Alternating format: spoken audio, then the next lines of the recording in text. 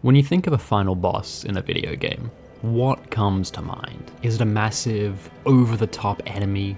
Is it a battle that tests every ounce of skill? Tests your knowledge throughout the game that ultimately ends in something that's kind of nail-biting, or maybe it's a heart-racing showdown. An infamous boss for being not particularly any of these aspects is the final boss of Dark Souls 1, Gwyn, the Lord of Cinder. Gwyn is not your typical climactic boss fight, and that's by design. Today in this video we're going to talk about what makes Gwyn an interesting fight. Like and subscribe if you enjoy what you're about to watch, and probably for the first time ever, I'm going to be talking in defense of Gwyn. From the moment you walk into the final area of the game, you're immediately left with a barren wasteland. It's nothing grandiose like your first look into Anor Londo. There's no over-the-top music. It's just a land of ash, with a scattering of silver knights bound to their final duties to protect the kiln of the first flame. The world is quiet, hollow, and tired. Buildings collapse around you, melted away, crumbling with the passing of time. And as you walk, or even run through the final part of the game and enter the kiln, you're met with Gwyn, burnt away old husk of a man, and he is the game's final boss. And ordinarily, for a final boss, you kind of expect this epic showdown, something that is memorable, something that the player can get engaged with, something that's rewarding to play, a challenge and satisfying to beat. But Gwyn is anything but. Granted, his first attack might get you off guard, but as soon as you realize he's essentially just flailing his long fire sword, now moving only on instinct, he's already sacrificed himself in an age before you, the Unkindled, ever arrived. You can just parry him, stab him, and continue that until he dies. It's kinda sad. It's kind of underwhelming, and then you get to make your choice. Let the world stay in a realm of light, or end the cycle, going into a darkness that was naturally supposed to occur ages ago. The credits roll and you feel underwhelmed. Gwyn is not the hardest boss in this game, and not by a long shot. If you've made it to the end of the game, you've essentially already fought the hardest bosses. You've bested Ornstein and Smurf. You've conquered the 4 Lord Souls. You've gone into the Crystal Caves to fight Seath. You've gone into the Abyss to fight the 4 Kings. You've gone into the depths of hell to fight the Bed of Chaos. And you've gone and conquered death itself by killing Nito, the first of the undead. Compared to other games like Hollow Knight, in that game, the final battles are against the Hollow Knight, or Absolute Radiance, and they are tests of everything you've learned, pushing your mechanical and fighting limits.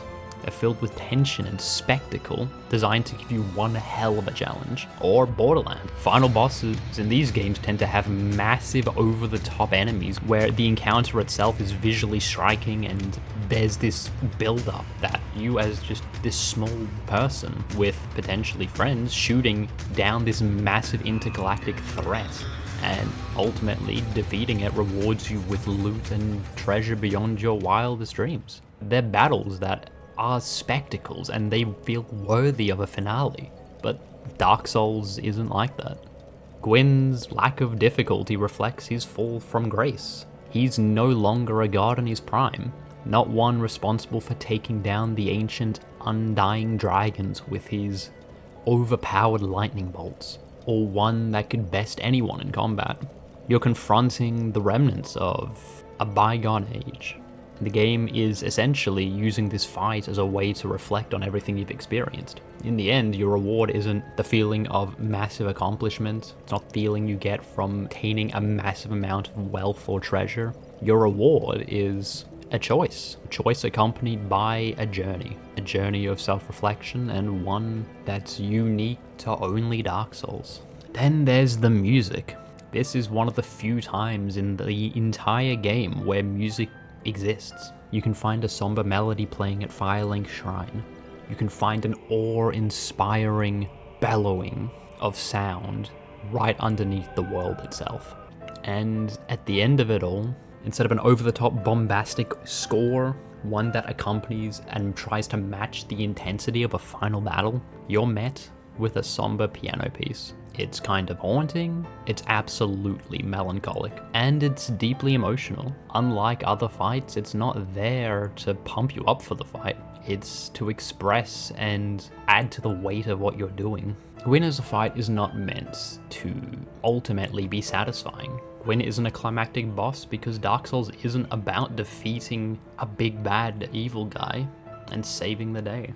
It's about journeying through a land long past its prime, exploring the remnants of what remains, the sacrifices that you as the undead decide to make as you continue, refusing to go fully hollow, putting an end to what should have gone to rest an age ago. And Gwyn's fight is a reflection of all of this. There's no longer glory, there's only decay, and you as the player don't necessarily even realize this. Or if you do, it's after the fight, or after the game, or maybe it's years after you've played the game. And you think back on Dark Souls and you think, oh, Gwyn was kind of an underwhelming fight, wasn't he? Kinda sad, kind of easy. But in that reflection, you realize that that was the point. It's not the ending you expect, but it's one that makes the journey unforgettable. But yeah, those are just my thoughts on Gwyn's fight and a different perspective on it. Let me know what all of you think. If you think the fight should have been more of a spectacle, or if you think it's perfectly fitting. And if you enjoyed the video, don't forget to like and subscribe. If you like this type of content, let me know. Or if you want something a little more exciting, let me know as well. But thank you very much for watching, and I'll see you all for the next video.